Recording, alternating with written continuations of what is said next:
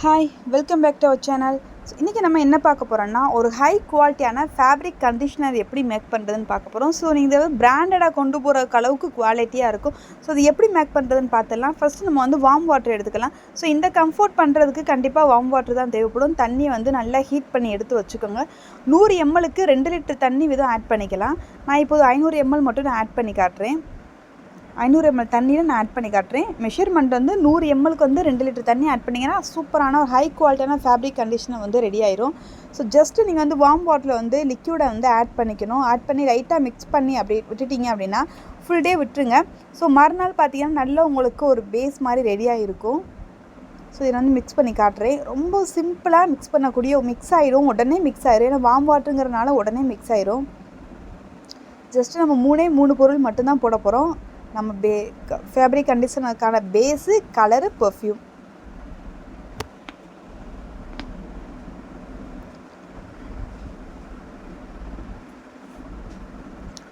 Okay, இப்போ நல்லா வந்து மிக்ஸ் பண்ணிட்டோம். ஸோ நல்லா மிக்ஸ் பண்ணி விட்டுனீங்கன்னா ஜஸ்ட்டு 2 மினிட்ஸ்லேயே வந்து மிக்ஸ் ஆயிரும். நீங்கள் வந்து ரொம்ப இதை ஸ்ட்ரெயின் பண்ணி மிக்ஸ் பண்ணணும் அப்படின்ற அவசியம்லாம் இல்லை. ஒரு சூப்பரான ஒரு குவாலிட்டியான ஃபேப்ரிக் கண்டிஷனர் ரெடி. மிக்ஸ் பண்ணி விட்டுருங்க. ஸோ இந்த நைட்டு நீங்கள் மிக்ஸ் பண்ணி விட்டுட்டு மார்னிங் வந்து கலரும் பர்ஃப்யூம் ஆட் பண்ணிங்கன்னா இன்னமும் நல்லாவே இருக்கும்.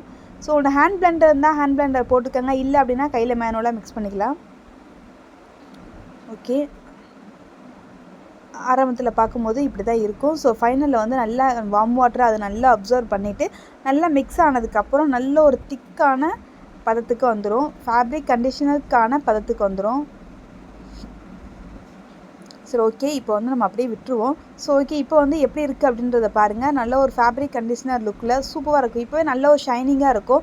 ஸோ நீங்கள் இதுக்கு கலர் ஆட் பண்ணணும்னு அவசியமே இல்லை, ஒயிட்டாகவும் கொடுக்கலாம். ஸோ நிறைய பேர் கலர் ஆட் பண்ணால் தான் நல்லாயிருக்கும்னு சொல்லுவாங்க. அதனால் உங்களுக்கு பிடிச்ச கலர் ஆட் பண்ணிக்கலாம். ஸோ இப்போ நான் உங்களுக்கு தெரியணுன்றக்காக லைட்டாக ஒரு பிங்க் கலர் ஆட் பண்ணுறேன். அடுத்து இது தேவையான சென்ட்டு நான் வந்து ஆட் பண்ணுறேன். ஓகே, இப்போ வந்து ரெடி ஆயிடுச்சு. என்னோடய ஃபேப்ரிக் கண்டிஷனர் ரெடி ஆயிடுச்சு.